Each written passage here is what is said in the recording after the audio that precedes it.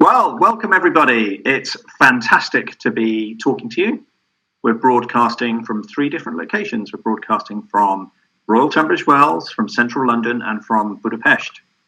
And the big news today, very, very excited to introduce you to our new Managing Director of Bakamo Public, James MacGregor. Welcome, James. Thank you, Dan.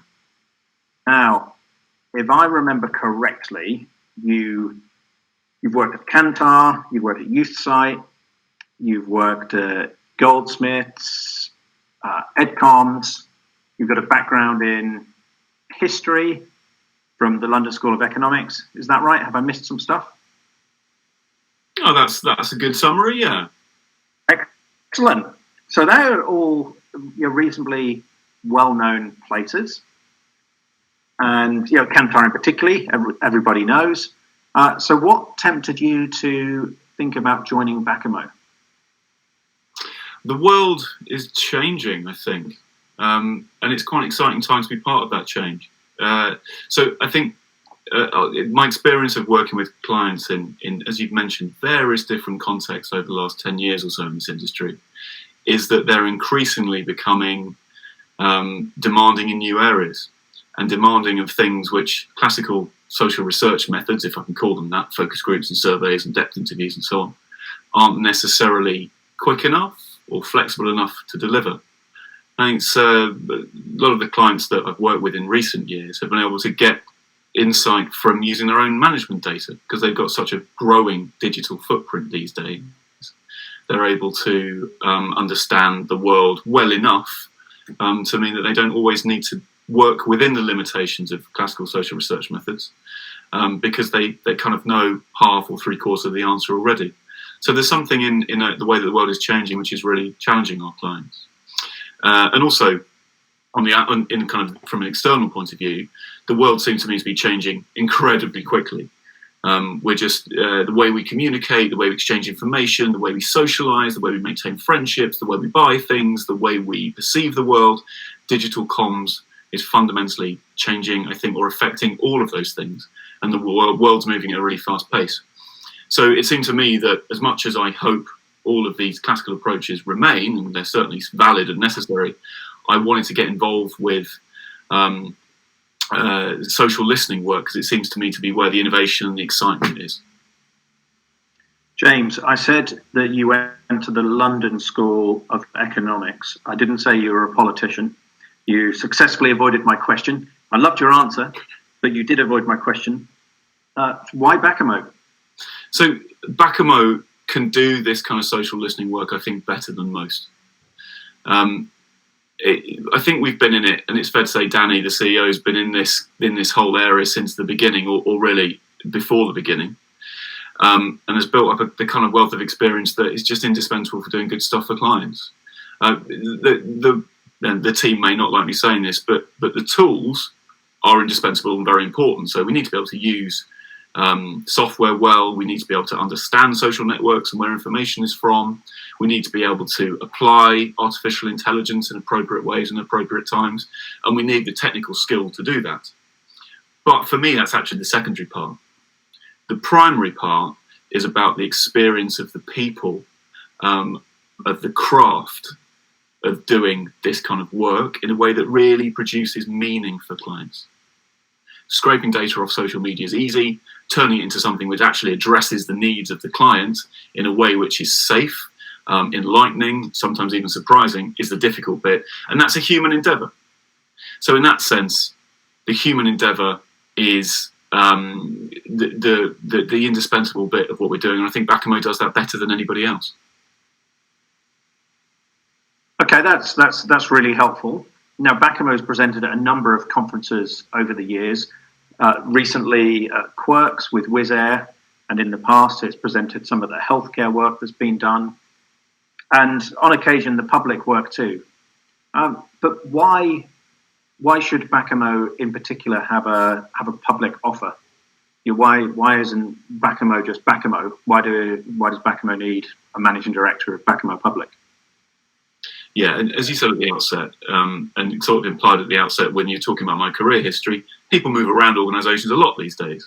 You cross these boundaries from private to third to public sector, and you take your professional skill with you. And in that sense, it shows that there are loads of similarities. Public organisations still need to market things, need to develop products, they need to talk to people, they need segments, and all the stuff that third sector and private sector organisations need too. But to answer your question, the key thing about public sector organisations which differentiates them is that they've got some additional really hard questions, I think, that we're not going to see elsewhere. Don't think airlines are going to have the kinds of questions like how do we regulate the society to allow or to prevent some of the kind of battery-powered mobility devices hurting people. What are we going to do about e-scooters? What are we doing about ageing populations? How do we deal with disinformation? And why is disinformation attractive to people? Questions like these, we don't really get them in the private sector in the same way. But for public sector organisations, they're fundamental. They're incredibly complicated, and we need to try and bring together answers and recommendations which allow our public clients to actually do something about them. So I think in that sense, public sector organisations basically have, in some areas, harder questions. Interesting. Yeah, very interesting. So you've been here for just over a week. It's been a fascinating time for the whole world and the new challenges to working practices. What have been your impressions so far of a week and 2 days in at Bakamo? We do great work. And I say we very proudly, actually.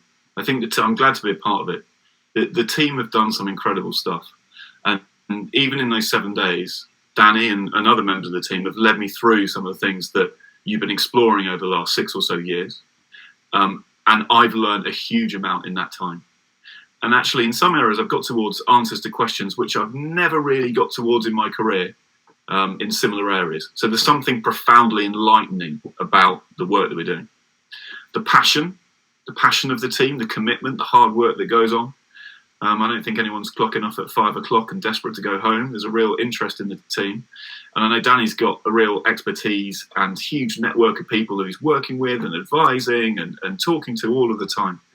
So it's a real honour to be a part of it. Fantastic. Now, give me a number between 1 and 10.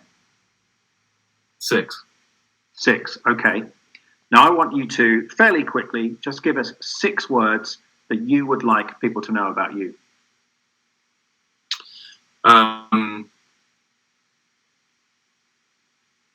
Hardworking, flexible, helpful, I hope, that's in brackets, I hope, kind,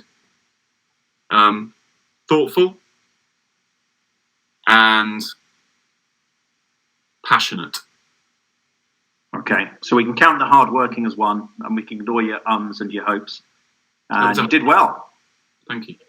Yeah, you did well there. That's good. Okay. What do you think the challenges are going to be for you? Lots of challenges. So I think there are challenges our current challenges as a society aside. I think there are challenges in all sorts of forms in the industry with clients. To repeat myself, clients have got some really difficult problems to grapple with here, and they're only going to get harder and they're only going to get more numerous. And for us to succeed, we need to help them actually practically do something about these huge things, boil them down into grippable problems that they can do something about. And that is intellectually difficult, and that's fun, but that's going to be hard. I think there's a lot to do for Bakamo as a relatively small organisation. We've been around for several years and we've done an awful lot of work for an awful lot of clients, but we're not on the scale of one of the globals. So we need to find ways of communicating to people who want to hear it what we can do for them without the multi-million-pound marketing budget that large organisations would have. So that's a whole set of challenges, and I think they're addressable, but we need to be conscious of them. And I also think and hope that we're going to have a scalability challenge. So I think as we're growing, and we have been growing in recent times, and we'll continue that trajectory, we'll come across the problems that small organisations turning into medium-sized organisations come across. We're going to have the growing pains, and we need to manage those well, so we make sure that they don't disrupt our clients' work. That's great. Okay. What's your favourite song? I think probably a song that I've loved since being a teenager. There's a song by The Cure, which I was obsessed with in my sort of mid-teenage years, called Close to Me, which I keep finding myself going back to. It's just a wonderful song about the joy of being close with another human being. It's rather wholesome and I think rather sweet. And my musical tastes have changed and evolved and broadened over years, but I still always find myself listening to that every week. Now, I've never heard any Cure music, and I'm pretty sure that people watching this haven't. So can you just sing us a couple of lines? I've waited out this. I've made myself so sick. I wish I'd stayed asleep today. It's pretty bad, right? That's fantastic. Now I feel like I was just transformed back to that era in your life when that first meant something to you. That's really good. Now, something that Danny asked me to ask you, because it's important for when we go to a restaurant. How do you eat corn on the cob? I like to have one fork in one end. I like to have a corn fork on one end and then just kind of manage the other end with the free hand. And then eat it off the cob in lines, turning. Quite systematic, quite thorough. Yeah. So quite systematic, quite thorough. That perhaps also describes your approach to research. Yeah, I think so. I think it's important, yeah. I think you have to work the data hard. Yeah. What's the one question that you wouldn't like me to ask you?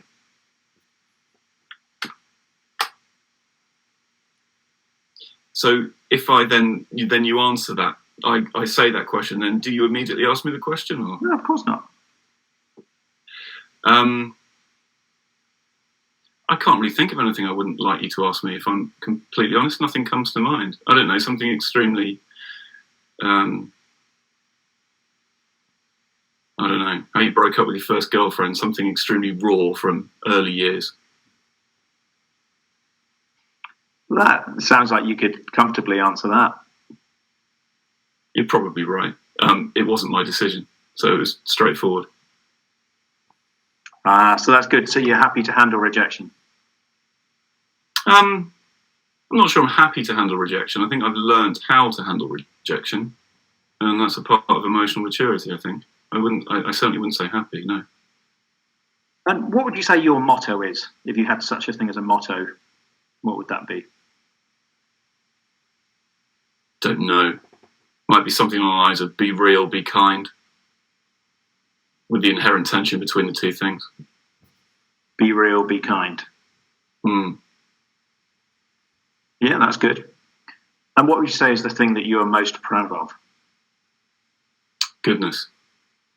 I mean, in life, it's a really easy and slightly predictable answer, but I think in life I'm most proud of my partner and my kids, and most proud of my part in doing, what I can to raise them. So I'm very proud of the little fellas, and very proud of my partner for what we've done with them.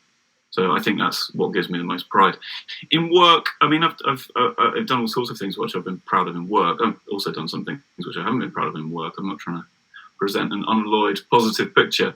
I think when I was working at Goldsmiths, when I joined, not long before the legislation was passed to bring in fees, £9,000 fees, I should say.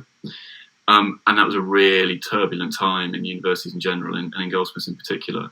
And I was really proud to kind of lend my shoulder to the wheel there and make a bit of a difference, because it was, we saw a big dip, Mac Republic record, and we had to do something about that to predict it and then deal with it as it happened. And I'm really proud of how we worked as a team to make sure that we kept the show on the road. That's great. That's great. And yeah, I love both answers. I think it says a lot about you, your choice of answer for the first part.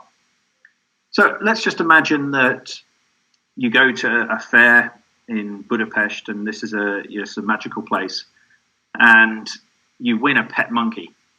But this isn't just any old monkey. This is a magic monkey. It can do one trick for you, and it can always do it whenever you want. It can be, like getting a drink from the fridge, or it can brush your teeth. So what would you like and the monkey can only do one trick. What trick would you like the monkey to do? I suppose the answer can't be to do whatever trick I want it to do any time.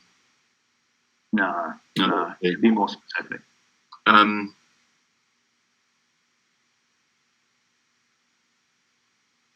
I think it would probably be about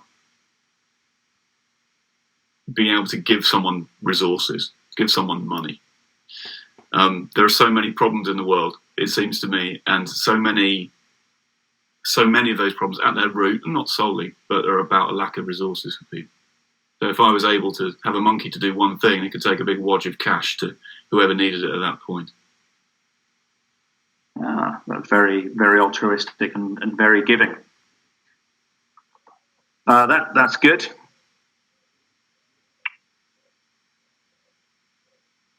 Okay, one last question. What is your worst nightmare? My worst nightmare? Goodness. To have a literal answer to that, I used to have a recurring nightmare when I was a kid. I was in a gunfight at a pub in a place called Dunchurch outside Rugby. That was for a long time my worst nightmare. But that was I haven't had that one for 20 years. My worst nightmare, I think it would be to have nothing to do. It would be to have nothing to engage with, no opportunity to affect the world, no opportunity for emotion, no opportunity for change and difference. It would just to be sitting in a white room on my own forever. Then I just can't help but notice the colour of the walls where you're sitting. It's the on my own and forever parts which are the most important bits. Okay. Is there anyone in the room with you? No, they aren't. But they're downstairs. And I've very, very nicely to be quiet, which they're just about managing. And presumably you have enough work-life balance that you're not going to be there forever. I don't think so, no. The lock's on the inside, so should be all right. That's great. Well, James, thank you very much. I know, anyone who watches this, they'll know that this was not a scripted conversation. And it's been very entertaining. I've got to know you a lot. I'm sure the viewers will have got to know a lot more about you too. So thank you very much. Thank you, Dan.